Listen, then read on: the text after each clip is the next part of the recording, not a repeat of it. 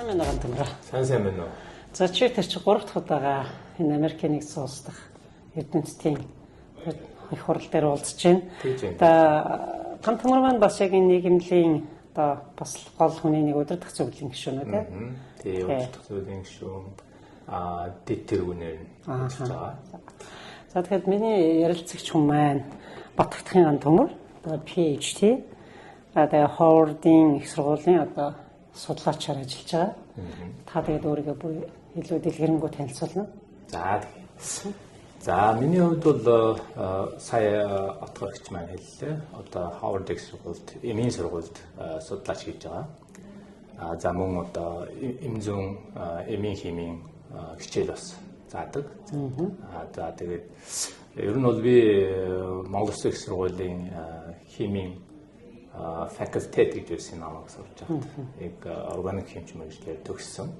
За дараа нь бол Солонгос улсад PhD-г хамгаалсан. За миний PhD болохоор ерөнхийдөө хим, биолог, тэгээ ангаах, ер нь их хос эмийн голдуу юм дээр ажилласан. Тэгээд синтез хийгээд тэрийг одоо цаашаа илүү тийм эм болох зорилготой биологийн тийм амтны туршилт хийж судалгааны ажил хийжсэн. За тэгээд тэрний дараа бол мэдээж судалгааны ажил олон жил хийсэн. За эмийн зөөгч гэлддэг тэрнийг одоо цаашаа илүү дэлгэрэнгүй судалдаг, илүү нөгөө хүнд хэрэгтэй болгохын тулд тийм. За ингээд зарим тэгээд 4 жил би бас нэг компанид ажиллаж тийм. Тэр нас эмийн чиглэлийн компанид ажиллаад тэгээд нөгөө багаахлаад манай компани чинь 4 прожект бас амжилттай хэрэгжүүлээд Америкийн нэгдсэн улсын патентууд авсан. Тэгээд тэр нь болохоор эмийн зөөгч бэлдээд тэрийг илүү цаашаа олон төрлийн эмд хэрэгжилж байгаа. Тэгээд ингээд за тэр нь хавдрын эсрэг эмч байсан. Зарим нь бол одоо нэг pain боруулдаг тийм эмүүд ч байсан. Тийм судалгаанууд хийжсэн. Тийм. За одоо бол яг ихэвчлэн полимер дээр суурилсан зөөгч бэлтэж байна. За гол одоо сэдв нь бол хавдрын эсрэг бас ерөнхийдөө бол тий хавдрын эсрэг имийг одоо зөөж тухайн одоо хавдрын эсрэг хүргэхтэй ерөнхийдөө судалгаануудыг хийгээд илүү тийм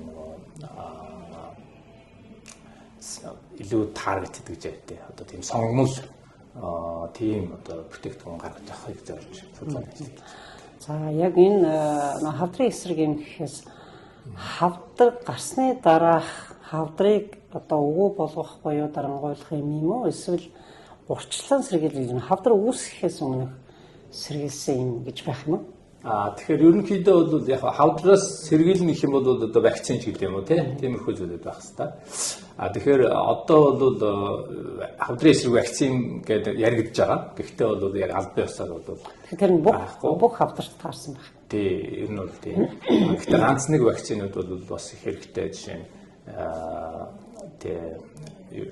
ганц нэг вакцинууд бол бас байна.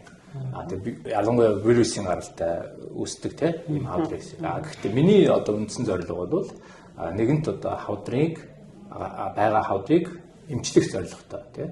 Одоо бэлэн болсон эмүүдийг цааш нь илүү хоргүй болгох тийм. За тэгээд нөгөө зорьсон яг хавдар дээр нь хүргэж өгөх ийм одоо зорилготой судалгаа хийдэг. Тэгэхээр одоогийн байдлаар одоо нөгөө энэ маркет дээр зарагдж байгаа, хэрэглэж байгаа хавдрын эмнүүдийн ихэнх нь дийлэнх ихэнх нь бол тийм хоруу чанартай буюу биднээс сайн мэднэ тийм хавдар нөгөө кемотерапи хийхээр айгүй олон төрлийн сайд эффект гардаг. Жишээ нь өвс ундаг ч юм уу тийм.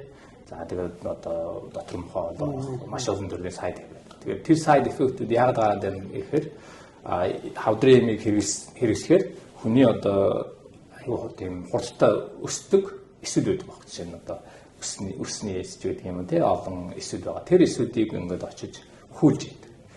Зэрэг одоо зөвхөн хавдар дээр очихоос гадна бусад эсүүд дээр очиж юм. Эсүүдээ баг зэрэг өхүүлээд байна. Хүний эсүүд. Тэгэхээр зэрэг айгүй тийм хортой очиж байгаа. Өөрөөр хэлбэл хэрэгтэй эсүүдийг өхүүлээд шүү дээ. Тэгэхээр одоо биднээсийн зорилго гэхээр тэр хэрэгтэй эсийг өхүүлэхгүйгээр зөвхөн одоо хавдрын эсийг нь өхүүлэхтэй. Тэхийн тулд тийм delivery system, зөөгч систем бэлддэг ийм судалгаа. Тэгэхээр хавдрын ихэнх үед л одоо ийм уул ашигтай болно гэжтэй. Бүр одоо төсгөл үедээ. Ер нь бол янз бүр байна л да. Ер нь бол их үедээ илүү үр дүнтэй байдаг. Эмүүд нь бол харьцангуй үр дүнгээ өгнө. За тэгээд яг мэдээж бас лейт үднүүд эмүүдж байна. Гэхдээ одоо бол их олон төрлийн эмүүдийг хийдэг болсон л да. За тэгвэл одоо таны хийж байгаа судалгаатай байл да. Та яг энэ өөрийн судалгааны чиглэлээр яг хэрхэн сонгож авсан? Ер нь бол ингээд сурж байхад яг сурсан одоо сургууль мэрэгчлэр чинь бол магадгүй уран гарч ирсэн байх л та. Гэхдээ хүмүүс ингээд ерөнхий нэг сурчаад ингээд өөр чиглэлээ ресерчийг явуулдаг шүү дээ. Тэгээ яг таны энийг сонгож авсан шалтгаан. Тий гой асуулт байна. Тэгэхээр би түрүүн хэлсэн мост төгсөөд химийн чиглэлээр ажиллаж байгаа. Бүр миний анхны одоо судалгааны бүр бакалавртаа бол бүр нефтийн химээр сурж ирсэн. Тэгээд дараа нь бол илүү тийм natural products chemistry гэдэг Монголд бас академид тодорхой хэмжээнд ажиллаад илүү тэр одоо нөгөө биологийн идэвхтэй молекул сонирхолтой болж ирсэн. Тэгээд миний одоо азар гэх юм уу тэр манай PhD-гийн ажил маань энэ биологийн идэвхтэй нэгдлүүдийг гаргаж авах эмийн зорилгоор хэрэглэх ийм одоо судалгааны ажлыг таарсан. Тэгээд тэндээс эхлээл одоо миний энэ судалгаар ингээд яваад орсон гэсэн үг. Тэгээд илүү сонирхолтой болсон, илүү үнцгээ судлах сонирхолд өрөөд ингээд тэрнээс цаашаа тогтмол одоо тэр чиглэл рүү ороод анх бол яг нөгөө түрүүн хэлсэн эм гаргаж авдаг байснаа илүү тэр эмийг зөөгчтойгөө холбоод илүү тийм одоо нөгөө хоруу чанаргүй тэгээд сонгомл болох эм зорилго руугаа явсан байна. Одоо ингээд шүү дээ эм одоо эмийн судалгаа хийж байгаа хүний ер нь бол side effect баг болоод ирэхээр тэгээ одоо юу гэдэг бидний мэддэг за тайлын болж гэх юм уу да байлаа гэж бодъё те тэгээ тэр бол одоо 500 мг-с доош бол дуртай хүнчүүд эмийн сангаас авчиж штэ те тэгээ ер нь зөвхөн таны хийж байгаа судалгаанаас одоо бүр яг тэр хавдар чиглэлээр одоо арай дөнгөр болчлоо болоод гаргацсан яг тийм эмийн бүтээгдэхүүн байгаа да. Миний судалгаан дээр би бол одоо яг цоошин эм болгоо анхны одоо PhD-гийн судалгаа бол яг эмийн судалгаанд ажиллаж байсан. Одоо бол нэгэнт зарагдж байгаа эмийг, хэрэглэж байгаа эмийг сонгож аваад тэрэндээ гадуур нь одоо жишээ nanoparticle ч юм уу те microparticle ч юм уу өөр олон төрлийн зөөгчөөр бүрээд үндсэндээ бүрдэж байгаа. Тэгээд тэрийг ахад одоо нэг шалгаад бүх одоо туршилтууд нь хийгээд одоо эстер хулган дээр тэгээд одоо цаашаа scale up гэж жоохон том болгоод ер нь боломжтой муу тэгээд одоо FDA-гээ зөвшөөрөл авах хэрэгтэй байдаг. Тэгэхгүй яг л ижилхэн процесс. Тэгэхээр ер нь бол тэгээд ингээд одоо бол ингэж байгаа гэдэг чинь нөгөө side effect-тэй багсах гэдэг шүү дээ. Тэгэхээр одоогийн байдлаар бол яг ингээд клиникийн түвшинд хэрэгжилж байгаа юм бол байхгүй миний хаасаа. Гэхдээ би компанид ажиллаж байхдаа түрүүн хэлсэн 4 патент авсан манай. Тэгээд тэрний одоо нэг төсөл нь бол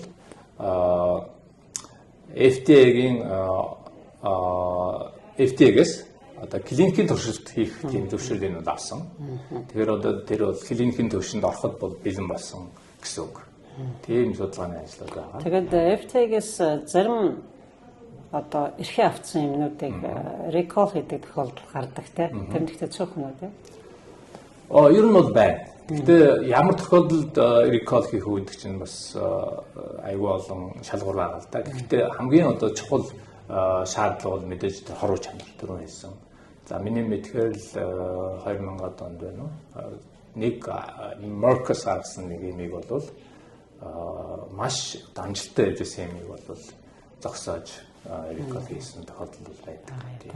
Би ингэж ойлгосон шүү дээ. Биднээс хэрэгжилжсэн имийг Gent CVS байгаа тэр одоо тэдэн оны тэдэс сард гарсан тэрийг recall хийлээ гэхээр өөрөөр хэлбэл батлагдаа гарцсан сайн чанарын имээ үйлдвэрлэхдээ алдаа гаргачдаг юм шиг тийм ээ.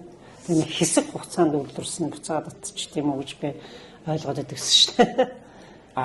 Тийм юм ховор байх гэж бодож байна. Яг тэгвэл үйлдвэр бол нэгэнт одоо ингээд маш олон шалгуур давж үйлдвэрлэн шүү дээ. Тэр чинь бүр ингээд барьцсан том үйлдвэр дээр бол тийм асуудал гарах нь бол хайрцангуй байна. Зүгээр эм нэгэнт гарна шүү дээ. Одоо эмийг гаргахын тулд бол нэг клиникийн 3 шат байдаг. Phase 1, phase 2, phase 3 гэх. Энэ 3 шатаа дамжаад гараад ирэх юм бол FDA зөвшөөрөл өгөөд маркетээр гарчдаг байхгүй.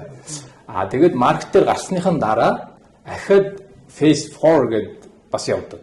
Бас шал. Тийм шалгадаг. Тэр нь болохоор одоо чинь тухайн хүмүүс хэрэгсэний дараа ингээд урт хугацаанд ямар асуудлууд гарч ийнэ гэдгийг шалгадаг байхгүй. Тэгэхээр тэр шалгалтыг давахгүй унах тохиолдол бас байна. Тийм ер нь урт хугацааны бас хэрэгнээс хамаардаг юм шүү дээ. Тэрнээс хамаараад эргүүл. Ингээд нөгөө судалгааны ажил хийж байхад мэдээж бэрхшээл бол байдаг л байна. Одоо хөвчлөндөө санхүүгийн бэрхшээл гардаг байх те. Ер нь бол тэрнээс одоо мөнгө нь байж байвал нөгөө бүхэл орох хэвээр байцсан юу гэдгийг бүгдийг авдаг л байна. Тиймэрхүү бэрхшээл тохиолдож байна. Тийм ер нь бол судалгааны ажил чинь одоо нөгөө грант гэдэг байдаг тийм үү? Одоо засгийн газрын грант ч юм уу эсвэл одоо private funding гэдэг юм уу? Маш олон төрлийн одоо газруудаас ингээд санхүүжилт аваад тэр нь тодорхой хугацаатай одоо жишээ нь 3 жил ч юм уу 5 жил ч юм уу тийм тэр хугацаанд одоо судалгаа хийхэд бол асуудал байхгүй. Тэгээд байнга одоо орж ирээд явна гэсэн үг. Тэр нь гэрээтэй очиж. Мэдээж тэр грант маань дуусах юм бол дахиад нөгөө цаашаа судалгаа хийх шаардлага болоход мөнгө зогсон байдлаар. Тэгэхээр тэрнээс хамгаалахын тулд тогтмол одоо нөгөө грант авдаг ч юм уу тий. Эсвэл тэр жишээ нь одоо компаниудад харьцангуй одоо прожект нь бол доктортой яваадах юм бол санхүүжилттэй байнга нэмдэг ч юм уу тий. Иймэрхүү байдлаар үргэлжлээд байх тохиолдол байна л да. Одоо яг таны хийж байгаа судалгаа шиг судалгаа мэдээж энэ тэнхүү бас адилхан хийгдчихлээд байх тийм. Хийгдэл байх уу? Тий. Сургуулиуд ч юм уу эсвэл ийм зарим миний ойлгосноос бас хувийн лабораториуд байдаг юм шиг л тий. Судалгаа хийдэг. Тэг ер нь бол Америк нэгдсэн улсыг ингээд аваад үзэх юм бол нэг 3 төвшөнд байна. Ер нь судалгаа хийдэг. Нэгдүгээрт нь бол их сургуулиудыг дагаад ингээд судалгаа хийдэг. За хоёрдугаарт нь бол институтыг дагаад бас судалгаа хийж байна. Тэр нь болохоор одоо их сургууль биш зөвхөн одоо research суурилсан research based institute байна. Гуравдугаарт нь бол компаниудын R&D гэж байдаг.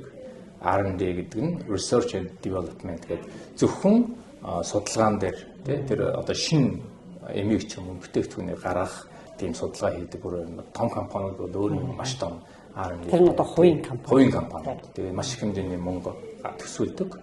Тийм одоо чиглэлд бол явж байна. Тэр нь бол маш одоо Америкт бол маш сайн хөгжсөн байдаг. Нэг яран нэг юм бодогдчихлаа. Би нэг Newskin гэдэг бүтээгдэхүүнийг хэрэглэвэ. Сүлжээнийх байхгүй юу?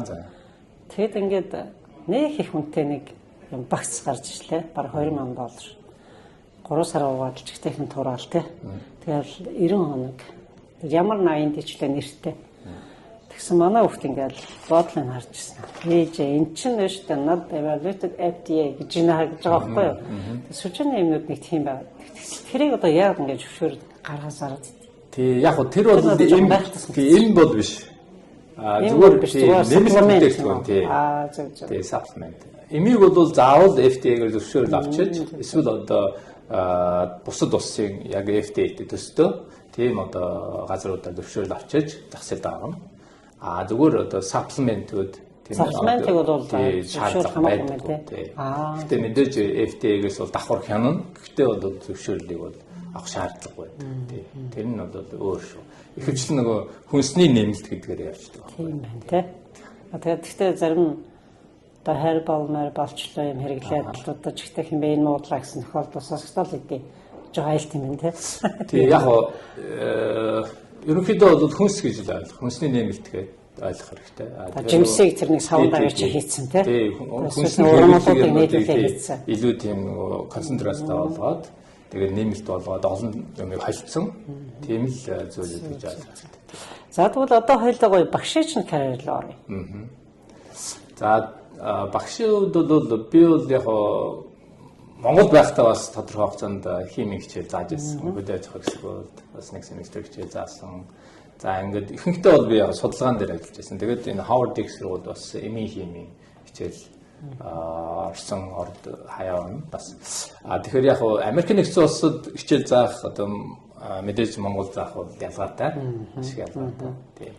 Тэгээд хүлээж авч байгаа. Тийм. Байдал. Тэгээд харьцангуй Америк тэгээд нөгөө лаборатори энэ төр илүү байдаг бахалтай юм чи бол тий. Яг мэдээж лаборатори шал өөр.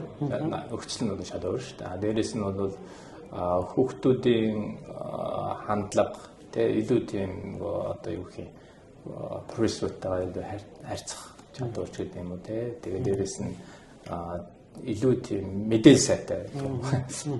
Манайхан тэр бага нас одоо хаана хэрэг өнгөрөв? Тэгээд би чинь бага наснда Ховд аймагт манай нутгийнх шүү дээ. Тийм үү. Манай ээж аваа Ховдыг авахгүй. Тэгээд ер нь бол багаасаа хөдөөсөн. Тэгээд их сургуульд амс сураад тэрнээс өмнө бол би ч хөдөө байсан.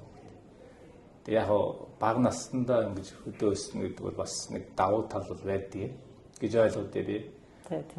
Яг мэдээж тэр чинь хоёр ам л та. Зарим нь бол Монгол ахуйтайгаа ойрхон илүү ажилласан. Дээр олон тийм жоохон төсвөр хачууд. За тэгээд юмд бол бас нэг наатад цаантаа хандах ч гэдэг юм уу те хүлээстэй ч гэдэг юм олон тийм шинж чанарууд бол байна. Гэхдээ мэдээж одоо хотод бас өссөн ч гэдэг юм уу илүү тийм одоо илүү одоо өндөр төвшөнд бэлтгэгдсэн багаасаа тийм одоо хүүхдүүдтэй харьцуулах юм бол бас мэдээж сул талууд гарч ирнэ. Тэгэхээр яг тэрийг ингээд нөхөхийн тулд илүү одоо хичээх хэрэгтэй тийм илүү цаг зарцуулах хэрэгтэй дараагийн одоо төвшөнд хүрэхийн тулд тэр нэг жоохон асуудал үүсдэг. Тэр мэргэжлээ бол 10 жилдээ байхдаа сонгоцсон байсан. Тий 10 жил төгсөхдөө тэгээд ер нь энэ химийн чиглэлээр сурна гэдгээ сонгоод тий. Бас ингэдэг шүү дээ. Эсвэл гэр бүл эсвэл багш нар ч юм уу хэнийг нөлөөлдөг шүү дээ тийм нөлөөлөл байсан. Нөлөөлөл бол байгаагүй. Гэхдээ би ч 10 жилдээ химийн өнзгөрөөс ангид сурч байсан. Ер нь хиймдээ сайн байсан. Тэгээд яг сонирхол тэгээд химийн ангид ороод тэгээд бас тохиолдлоор ч орсон баг. Тэгээд хиймдээ бол илүү тийм сонирхолтой болоод энэ чиглэлээр цаашаа явъя. Ер нь бол өөртөө суурлаад байгаа сайн юм аа илүү хөгжүүлээ явцаа гэсэн үг шүү дээ. Яг амьдралд харахад зарим хүн шал өөр юм хийжсэн аа. Бүр шал уралцсан явж байгаа шүү дээ. Нөгөө өөрийгөө оллоо гэдэг шиг олчдаг байх л та тий. Тэгээ энд бол бас нэг зүгээр яг би өөрөө боддог байхгүй. Би ч тэгэл нөгөө хиймээр ингээд сураад тогтно одоо бараг 20 жил ингээд 20 гаруй жил юм шүү дээ. 2001 онд ч одоо 24 жил яг энэ чиглэлээр ингээд судалгаа хийгээд сураад явж байгаа шүү дээ. Тэгэхээр яг бас нэг өөрийн тухайн хүний юмас бас хамаардаг жоохон ингээд тууштай ч гэдэг юм уу байх сонирхолтой ч гэдэг юм уу тэр мөр нөлөөлөд бас тэгдэг баг тий. Тэгжээж бүр илүү яг боловсрсан профешнл хүн гарч ирэх байх л та тий. Тэгэхээр одоо тэгвэл яг энэ тууштай гэдэг дээрээ одоо залуучуудад тий одоо бүр яг энэ судлаач болох гэж байгаа илүү сонирхож байгаа залуучуудад одоо өөрийнхөө туршлагаас хуваалцвал бас хэрэгтэй асуудал гэж бодож байна. Тэгэхээр ер нь бол ийм байдаг. Ялангуяа одоо жишээ нь ийм science technology, шинжлэх ухааны технологи, одоо инженеринг гэдэг ийм одоо чиглэлээр сурыг цаашаа илүү хөгжиж гэж бодож байгаа бол түрүүн хэлсэнчлэн тийм тууштай чанар маш чухал. Тууштай чанар чухал. Тэгээд одоо тогтмол тэрийг ингээд өөрийгөө хөгжүүлэх хэрэгтэй. Одоо нэг сэдв болж байгаа тэрнийхээ талаар өөрөө бол маш одоо тогтмол ингээд өөрийгөө тэрийг одоо ямар байдгийг тийм маш олон талын мэдээллүүдийг олж авч тэгж явах хэрэгтэй. Одоо жишээ нь тэгжээж мэдээж хүн бол амжилт гаргана. Тэгээд тэрнээс гадна одоогийн нөхцөл байдлыг харах юм бол мэдээж тухайн одоо чиглэлдээ ингээд сайн байхаас гадна нэмэлт одоо зүйлүүд маш хэрэгтэй болж байна. Залуучуудад бол маш хэрэгтэй болсон. Би одоо хүүхдтэй ч хэлдэг. Одоо AI чиглэлээр маш сайн одоо мэдлэгтэй болохгүй байна. Компьютер шинэ гарч байгаа технологиудыг зэрэг сурах хэрэгтэй байна тий. Тэгжээд одоо тэр хүмүүстэй өрсөлдөх хэрэгтэй болж байгаа байхгүй. Зөвхөн салбарынхаа мэдлэгийг үнэхээр сайн мэдлээ гэхэд бусад тэрийг мэдэхгүй бол хоцрох хэмжээнд орчихсон. Тийм асуудал байна. Миний бодлоо шүү дээ. Одоо би ч юм бол бас эртний хүн гэдэг шиг. AI нэг сул тал байгаас нэгддэг байхгүй юу да. Илүү өөрөө ухаж судлахаасаа илүүдэг гэж хийгээл ChatGPT-гээс ороод асуугаал. Яг гараад ирэхээр нь тэрэн дээр нэмээд дахиад судалдаг л байх л та. Гэтэ нэмэдгүй нэг надад хийх нэгдэдэг байгаа байхгүй юу одоо. Тий. Би бурууч удаад гэж магадгүй. Яг хоёр талтай. нэг талаар бол энэ зарим нэг ямиг бол их хялбархан хүнийг бол илүү тийм жоохон залхуу болгоод байгаа ч юм уу тиймэрхүү тохиолдол бас байгаа. Илүү хүмүүс тэрийг хэрэглээл амархан одоо юм шийдчихэж штэ. Тэр бол нэг талаар хүмүүсийг илүү залхуу болгоод байгаа байхгүй юу. Хоёрдугаарт илүү юмаа хурдан олж авах боломж бас олгоод байгаа. Цаг хэмнээ. Тэгэхээр энийг бол балансыг барих хэрэгтэй болчиход байна. Яаж тий зохицуулах вэ? Тэрийг балансыг барихын тулд хувь хүн өөрөө л бодохоос өөр арга. Бүх юм л дээр суурилал хийгээд авах юм бол тэртээ тэргүй таны толгойч ажиллахгүй болоод ирнэ гэсэн. Тэгэхээр ямар үед бие хэрэглэх вэ? Ямар үед би өөрийнхөө толгой хэрэглэх вэ гэдгийг бодох хэрэгтэй болж байгаа. Тийм л одоо нэг халаа зам дээр гэх юм уу ирсэн байна. Яг одоо надад айгүй хэрэгтэй байна. Машины жижиг асуудаг дэр. Яс би өөрөө нэг ямар нэг юм хайж ухаж олоод л энэ мэднэхээс илүү миний мотор ингээ асуусан чичирж яана яаж гинөө гэж асуунгоо тийм шалтгаан байна. Окей. За механик руу явна шүү дээ. Тэгэхээр яг одоо танд яг юу хэрэгтэй вэ гэдэг үедээ хэрэглээд тэрнээс одоо танд ер нь судлаачдад бол балансыг бариад илүү өөрөө гэхдээ өөрөө илүү хичээх гэж байна. Тийм. За одоо хоёлаа нийгэмлэгийн талаар нэг бодох. За. Нийгэмлэгийн одоо дараагийн одоо ингээл аль хэдийн 3 жил ингээд зөндөө олон шин залуу эрдэмтдийг бүр ингээд авчирчлаа шүү дээ. Одоо дараагийн төлөвлөгөө та юу байна? Тэгэхээр бид бол үндсэн одоо биднээсийн зорилго бол ер нь Америк нэгдсэн улсад ажиллаж байгаа, сурч байгаа тийм монголчуудыг нэгтгэж нийгэмлэгийн одоо нэг дээвэр дор цуглуулж нэг одоо бүл болох л үндсэн зорилготой. Зорилго маань тэр. Тэгээд өөр хоорондоо нэг нэгээ мэддэг болох. Тэгээд цаашдаа илүү хамтарч ажиллах боломжтой болох тийм. Үндсэн зорилгынхаа дагуу явна ер нь бол. Тэхийн тулд яг хөөхөр одоо жишээ нь жил бол зохион байгуулдаг хуралч гэдэг юм уу тий. Одоо бусад олон одоо програмууд байгаа. Манай нийгмээс зохион байгуулдаг. Тэр маань тогтмол явна. Тэгээд илүү одоо цаг хүрээгээ хамарч Америк нэгдсэн улсад байгаа илүү залуучууд тий. Монгол залуучууд за тэгээд илүү цаашдаа илүү хөгжих ямар боломжууд байна тий. Тэрийг л эрэлхийлсэн үйл ажиллагаануудаа бол тогтмол хийн. Тий. Танах бол сэтгүүлтэй болсон байлаа шүү дээ тийм ээ. Тий, сэтгүүл улирал болгоны удаа гарч байгаа. Тий, тэрэн дээр бол ямар үйл явдлууд болж байна, тогтмол хүргээд. Тийм. Монголд байгаа судлаачтайгаа харилцах нь ер нь танаа вебсайт руу ороод ч юм харилцаж болох байх. Гэхдээ бас ийм контакт хийж ингэж байгаа тохиолдол байгаа юм. Байлгүй яах вэ? Манайх ч одоо нөгөө monthly явуулдаг вебинар байгаа сар бүр. Энэ маань одоо Монголоос хүмүүс оролцдог. Тий. За тэгээд тэрийг бүр цагийн тохируулсан биднээс энд бол Америк нэгдсэн улсад оройн цагаар Монголд өглөөний цагаар гэх мэтчлэн ингээд илүү Монголд байгаа хүмүүсийг оролцуулах юм одоо боломжийг бас олгож өгч байгаа.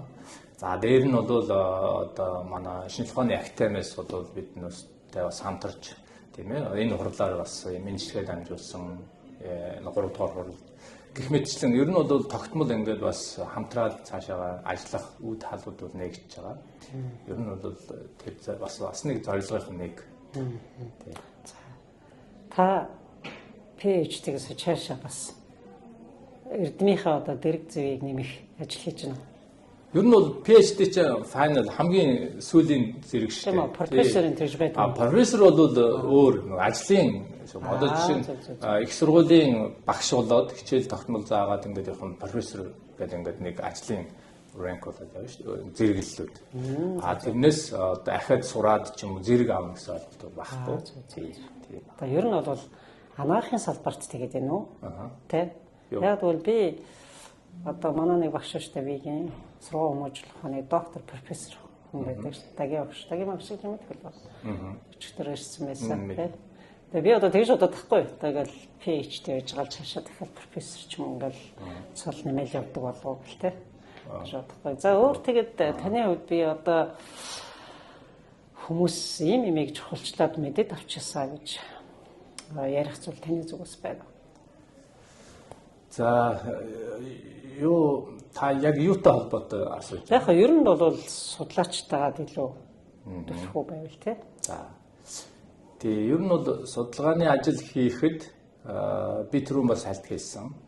Зөвхөн судалгааны ажил хийхээс гадна өөрөө бас тодорхой хэмжээний одоо хүрээлэлтэй байх хэрэгтэй. Тэр нь юу гэхээр одоо networking. Энэ бол ялангуяа одоо Америк нэгдсэн улсууд гадаад орнуудад ингээд ажиллаж байгаа судлаачид бол энэ бол их чухал байдаг гэдгийг бол би одоо хэдэн жилийн өмнөөс бол мэдэрсэн. Өөрөө бол бас судалгааны ажил дээр фокус хийгээд олон жил явсан. За ингээд бол тэрнээс гадна ахад хүнд бол юмнууд хэрэгтэй юм байна гэдгийг бол мэдэрч байгаа юм л да. Тийм учраас одоо тэрний нэг wide ажлын тулд тийм илэрлэнд бол одоо манай нийгэмлэг байгаа. Тэгээ энэ нийгэмлэг ер нь бол энэ монголчууд судалгааны ажил хийдэг маш олон хүмүүс дэлхийд тараад байлжээ. Гэхдээ одоо өөрөө зөвхөн юм хийгээд хоорондоо холбоогүй байгаад хахаар ямар нэгэн байдлаар цаашаа хөгжих ч юм уу тийм боломж нь айгүй лимитэд хязгаарлагдмал байгаад байдаг.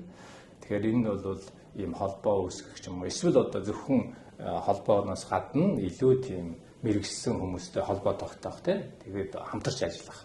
Энэ байдал бол маш их чухал юм аа гэдгийг бол бусад гадны эрдэмтэн судлаачтай тийм ээ. Гэдгийг бол одоо залуу судлаачид одоо ирээдүйд одоо судалгааны ажил хийх хүмүүстэй бас одоо ч бас нээлттэй боллоо шүү дээ тийм одоо боломж бол аюу. За тэгээ баярлалаа. Сайхан ярилцлаа. Баярлалаа. Одоо энэ хийж байгаа судалгааны ажилд тань бас энэ бусад одоо эрдэмтэн сурж байгаа оюутнууд залуучуудад хэрэгтэй зүйл хийж байгаа. Энэ нийгэмлэгийн ажилд тань амжилт хүсье. Баярлалаа. За.